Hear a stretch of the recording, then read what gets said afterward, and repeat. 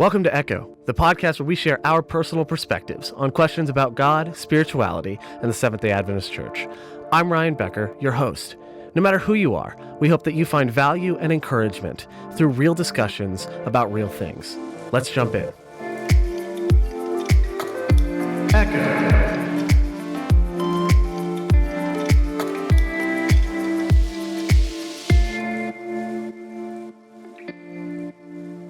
Hey guys, welcome back to Echo. Today I am joined by two awesome guests, Luke Steen and Jonathan Rodney, both of whom I call friends of mine. I call good friends of mine. So let's just go ahead and start off with introductions. Luke, let's start with you.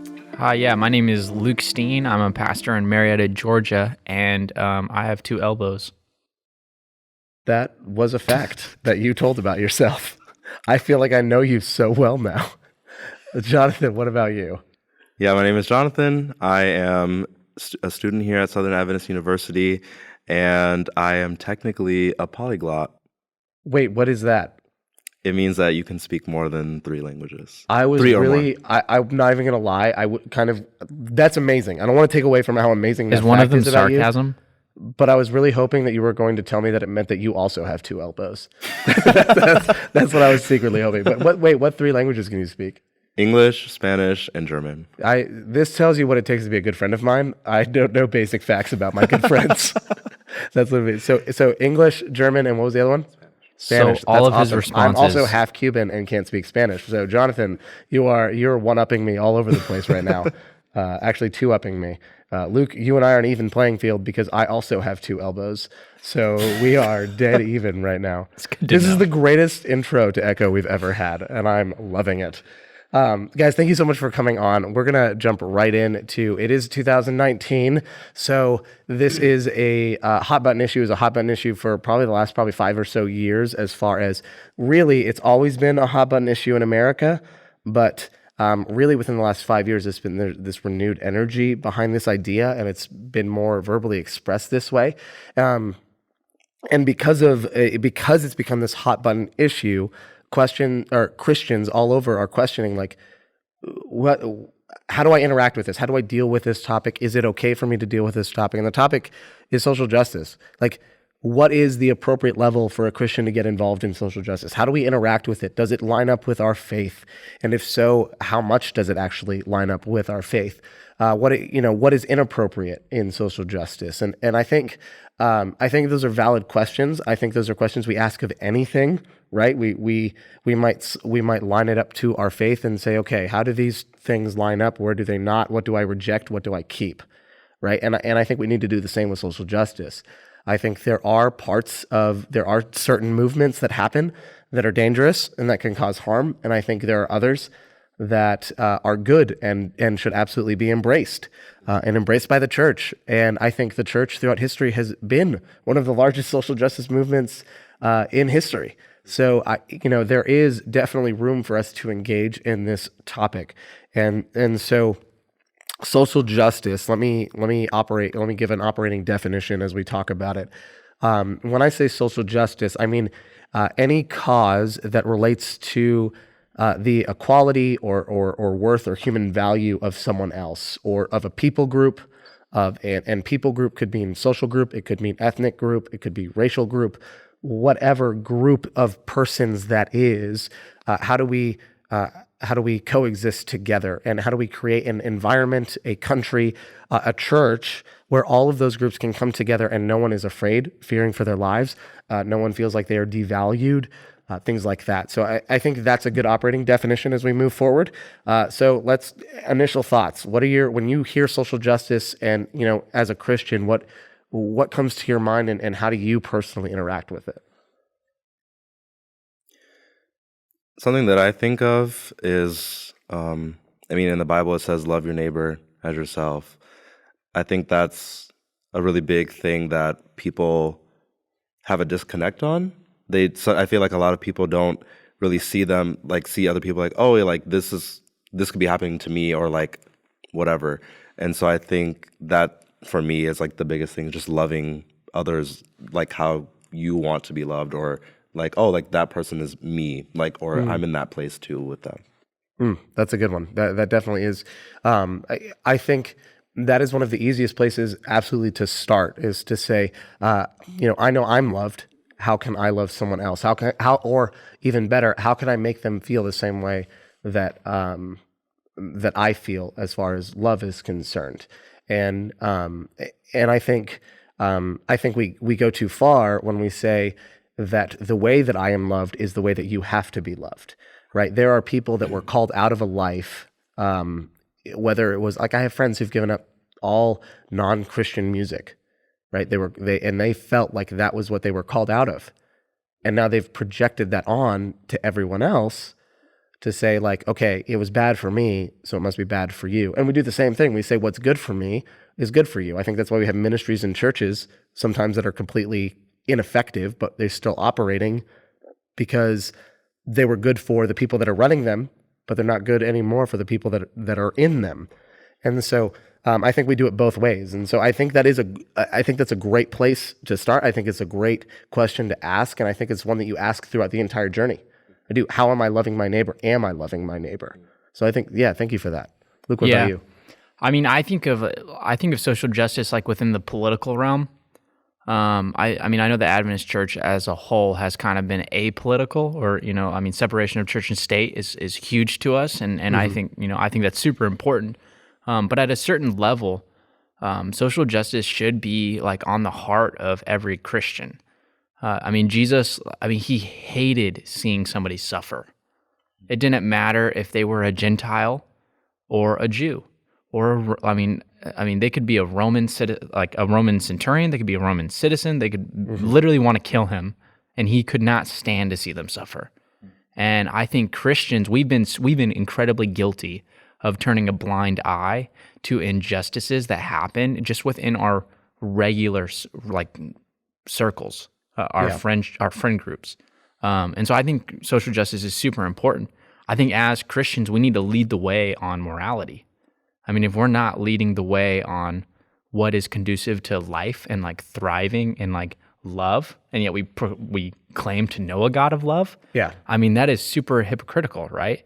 Jonathan, I love how you began, because Jesus sums up the law and the prophet, the entire Bible, as love God and love your neighbor. But you could preach that sermon in a Baptist church, an Adventist church, a Methodist church, a Roman Catholic cathedral, and get, I don't know if Roman Catholics say amen, but you could get a lot of, hey, praise the Lord, amen, say a preacher in a ton of churches, but yet they're going to leave and go do that differently. Right? And so at what level should we be involved in like these movements of social justice, right? I think is like the big, or the question that we're seeking to answer today. And I think we need to be involved at the level of our influence with our friends and our family.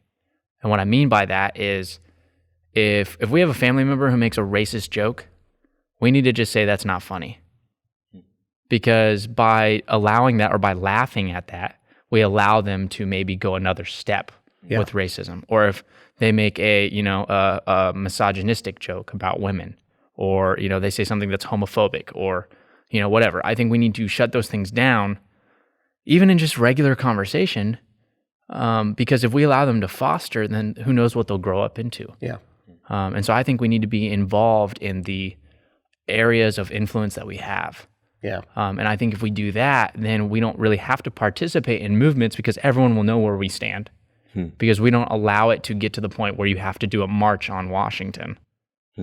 I think that's a good point. And I think you actually brought up or touched on something that I know I've been guilty of, which is not calling people out in conversation. And I don't mean, let me be absolutely clear here, calling people out does not mean putting them down or attacking them for something, but just letting them know that is not a line that you cross, and communicating that you're not okay with that even, because that itself can prompt further conversation, right? But there were times as a pastor where someone would talk to me, and it'd be like after I preach or at the end of the day, and they'd catch me and I'd be trying to leave, right? So I'd want out of that conversation. They do something, they make some inappropriate joke at someone else's expense, and I would just kind of laugh and play along because I didn't have the time, or I didn't want to take the time to sit down and actually teach them what this meant as their pastor. And I'm guilty of that, right? Like I'm not sharing that because I'm proud of it. I'm sharing that because absolutely it is so, like the personal conversations are the hardest place to hold each other accountable. And you can only hold people accountable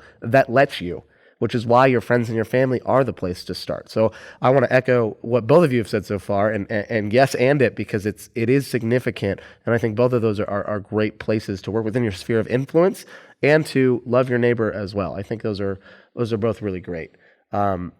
Jonathan, what has been your experience with kind of social justice and involvement in any, what has your level of involvement been in social justice, whether it's been conversations or even movements? Yeah, I've been conversing with a lot of people about topics, whether it be on social media or in person. I've been also trying to figure out other opinions by watching like YouTube videos, just to kind of like really understand like where other people stand, and then also trying to figure out like, why do I also feel the same ways about like these things. I haven't really joined any like movements per se, but I think that like just in doing so, like in trying to educate yourself, that is in itself a movement. That's huge. So and Luke, what about you?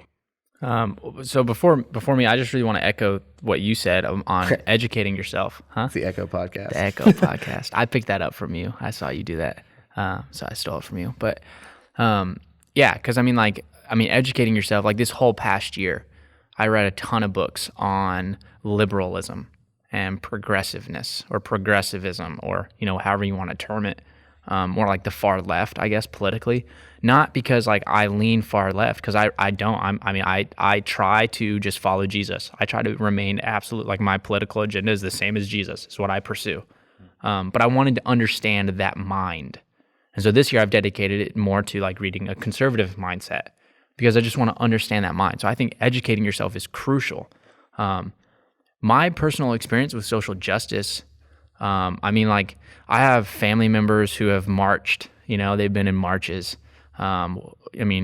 Grandparents, great-grandparents, aunts, uncles, you name it, they've gone to a march and marched for women's rights, for gay rights, for, minority rights, or, a more livable wage. So pay, up minimum wage or whatever, within their local government. And so, during the holidays, my family is crazy.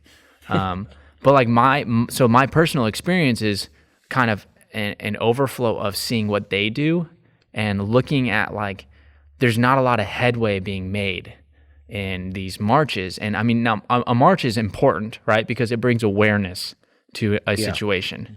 But I know that there are a ton of people who like, I remember getting asked one time why I didn't go to a march when I was here at Southern. And I said, because people know where I stand.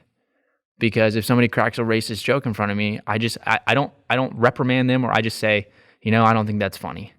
And that's it, right? And if I don't have time to explain, I say, hey, I don't have time to explain this to you, but I don't think that's funny, and there are reasons why, and I'll talk to you about them if you want later, but I don't think it's funny. And then I just leave it at that. Like I don't keep it being awkward. I'm not like a joy kill or whatever.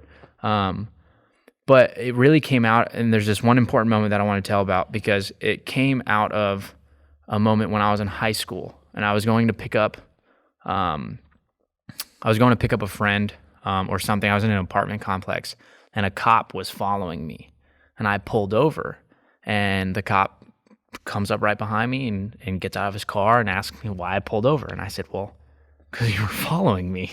And then he proceeds to tell me that he was following me because I was white and I was in a neighborhood.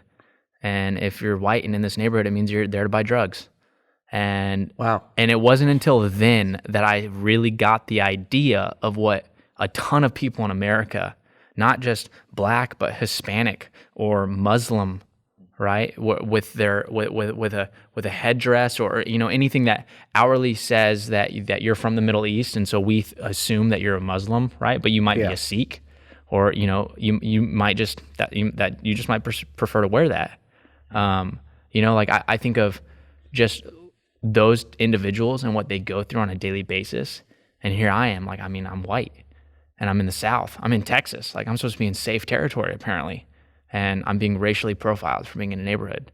And that was when my eyes were open to, I need to be better about changing the influence of those around me. Yeah. So I think that, and thank you for sharing that. I think that's that's the first time I've heard of someone being racially profiled for being white too. So I learned something as well here. But there's something you said earlier that I really want to touch on, because I think we breeze by it, which is the intentionally educating yourself part. Because the problem with a lot of conversations around topics like this is we come to the table to educate others, and when you are trying to educate yourself, you have to go through the physical step of saying, I don't know. And I'm going to throw out what I do know, quote unquote, know, right? Because I think sometimes we assume and call it knowledge, right? And assumptions are not knowledge, they're assumptions. But I'm going to start from ground zero and just pretend like I don't know anything and read and listen. And that's a huge step. And that is a step of humility, just to start there and to get rid of whatever knowledge you have in order to learn again. And what you end up finding out is, hey, if your knowledge was right, you'll arrive there again, most likely, right? So there is that is a huge step, is being willing to educate yourself. And I think where we go too far in social justice, right? I think the line is where the social justice becomes more of your identity, or the cause becomes your identity more so than the God you follow. I think that is, if what you are known for is not the fact that you follow Jesus, but it's because of whatever you're involved in outside of that, then that's a problem. Or if someone says, like, why do you do this?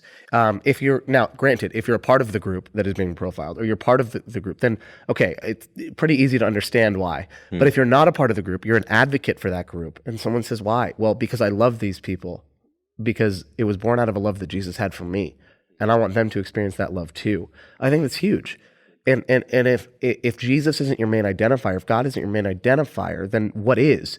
And if so, that's the idol. That's too far, in my opinion. I don't know if you guys have any thoughts on that or anything else you want to add here. Yeah, I really resonate with what you say, because, you have to initially say, you know what, I need to investigate where I stand on this. As Adventist Christians, we're very proud of, we've searched the Bible. If it's in the Bible, I believe it.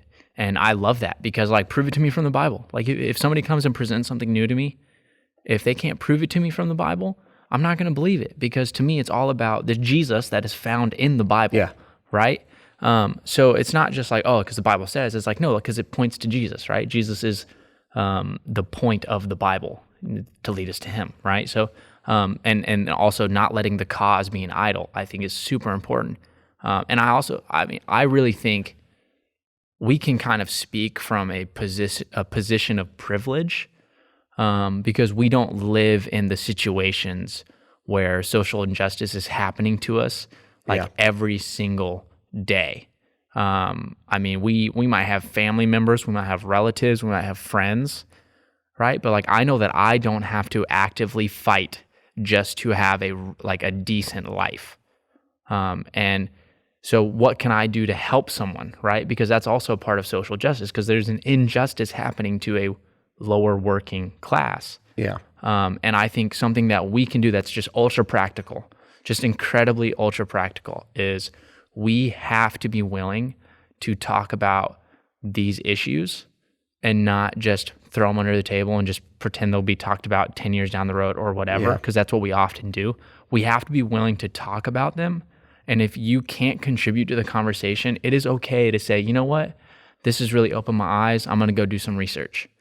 But to just talk about them, just like we talk about Jesus, we talk about our biblical beliefs, we talk about Bible studies, and just in regular conversation, we might grow closer to God, right? If we can talk about them, then we can be held accountable by our friends and our family to make sure that we actually do believe what we're saying, that it's not becoming an idol to us, and that we're still following Jesus and not some charismatic figure that's leading us on a march somewhere. Now, there's another aspect of this that I want to point out, which is the biblical aspect. And I actually want to thank Jonathan Duffy for what I'm about to say, because he's the one who tuned me into this. And Luke knows, because I've talked to him about this. Jonathan Duffy is the president of ADRA. I think he's still the president of ADRA. Yeah, he's president of ADRA International. Yeah, ADRA International. So ADRA, if you don't know, they are like one of the premier disaster relief and response agencies in the world, and they're Adventist. It's one of the things we're actually known for. We're known for disaster relief and education as Adventists. And one of the things that he shared in a talk a few years ago was was a little bit of what I'm about to say. So I'm about to mix in what he said with some extra knowledge that I have, which is this. There are over 33,000 verses in the Bible. We have our 28 fundamental beliefs. And if you go on Adventist.org and look them up, you'll find each belief, a paragraph or two, explaining what we believe about whatever the belief is. And then in parentheses, we have a list of anywhere from 5 to 15 verses. And we say those are enough for us to believe that these are fundamental to to who we are. And this is where Jonathan Duffy comes in. Jonathan Duffy goes, there's over 2,100 verses in the Bible. 2,100 verses in the Bible that speak to helping the poor, the orphan, the widow. In other words, and in biblical times, throughout all of biblical times, those are the people that are oppressed. Those are the people that cannot make their own privilege. Those are the people that do not have it, who are helpless in society many times. And so 2,100 verses. If it only takes 5 to 15 for us to buy into the Sabbath as being one of the most foundational beliefs we have and one of the most unique identifiers of Adventism, then how much more should 2,100 verses lead us in actually serving other people and embracing social justice? So with that, I know I just took up the last 2 minutes, so I apologize, but let's do this. Any final words here before I close out? Did you say Adventist Disaster Relief Agency? I didn't. I never actually said those words specifically. Okay, because it's Adventist Development Relief Agency. No, I know. I never said. Right. I never actually said what ADRA stood for because I didn't remember off the top of my head. I just wanted to clarify. That's my closing. Yes. No. I said we're known for disaster relief, but yes, I know it's development relief. Yeah, now I remember that it's development relief. So thank you. Oh, dude, Jonathan Duffy's the man. Yeah.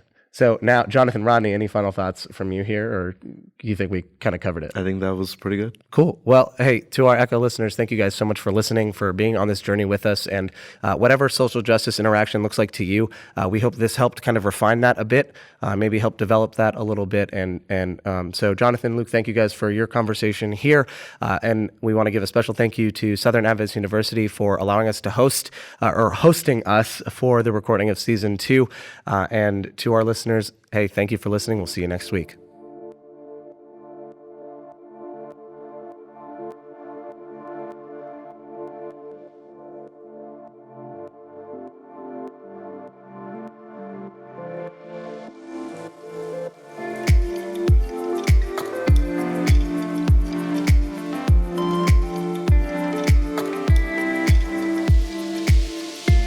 Hey guys, thanks so much for listening to this episode of Echo. We hope you enjoyed it.